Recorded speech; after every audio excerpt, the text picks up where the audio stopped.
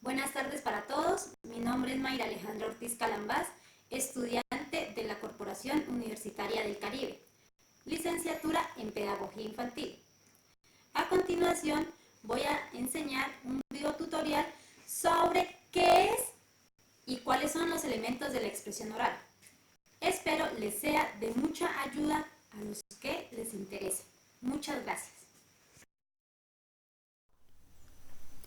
¿Qué es y cuáles son los elementos de la expresión oral?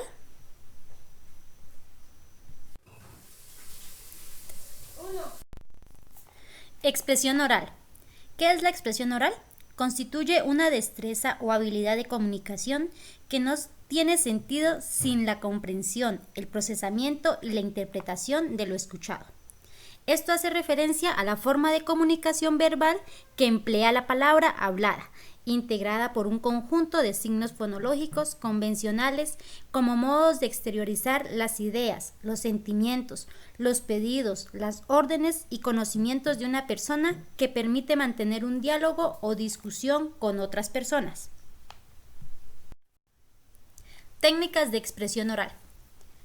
Las técnicas de expresión oral son la herramienta esencial para el estudio de la comunicación oral y escrita y así conocer de qué elementos se compone y la gran importancia que tiene en nuestros días.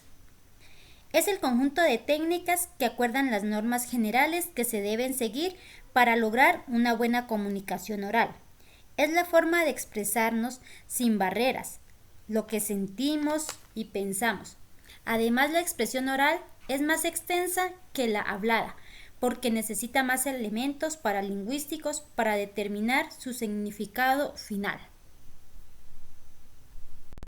Elementos de la expresión oral, es decir, que incluye elementos paralingüísticos o cualidades como volumen, nivel de potencia acústica, dicción, el empleo de palabras correctas y acertadas de acuerdo al idioma, fluidez, es la capacidad de expresarse con facilidad y espontaneidad. Ritmo, flujo de movimiento sonoro controlado. Claridad, es la expresión precisa y objetiva de los conceptos, ideas y pensamientos. Coherencia, es expresar ordenadamente las ideas. Emotividad, consiste en proyectar por medio de nuestras palabras para convencer y sensibilizar al oyente. Movimientos corporales. Es importante unir el diálogo y los movimientos corporales para que la conversación no se torne monótona o aburrida. Vocabulario. Es importante utilizar un vocabulario adecuado para evitar que la comunicación se vea afectada.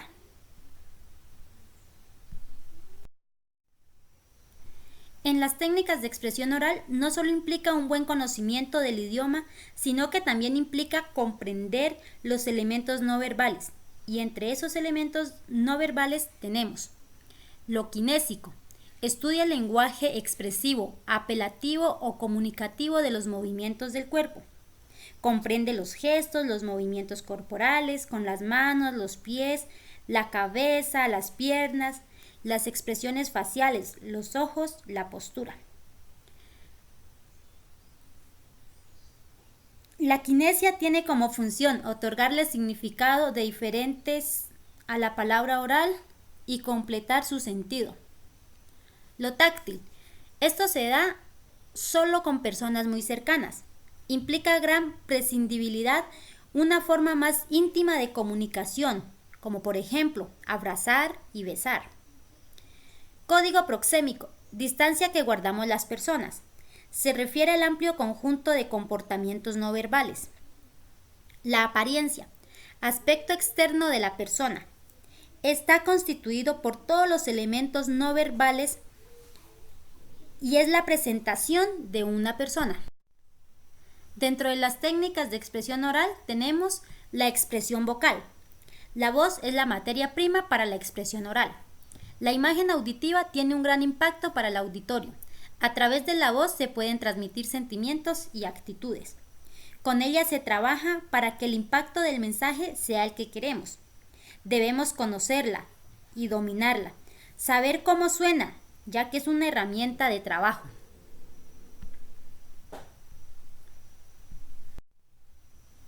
La expresión facial. El rostro es una de las principales fuentes de comunicación kinésica. Es la parte del cuerpo que mejor refleja los sentimientos. Tanto los movimientos de los ojos y la boca como la inclinación de la cabeza contribuyen a ello.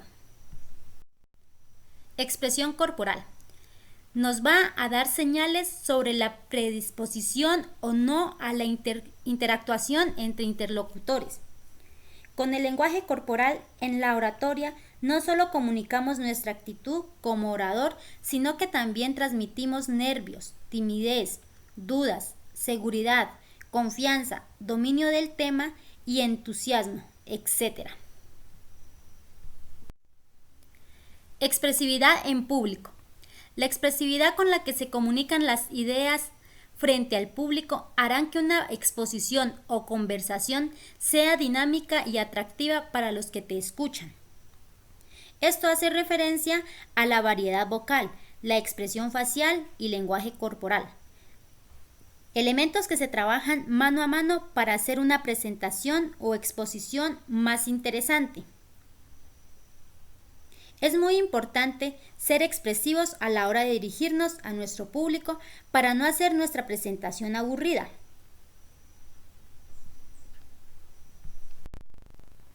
Por último, tenemos dos modalidades de expresión oral, las cuales son la expresión individual y la expresión colectiva.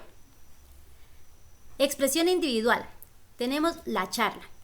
Es una reunión donde un expositor brinda la información y dialoga con el resto. Se caracteriza por ser informal. La conferencia.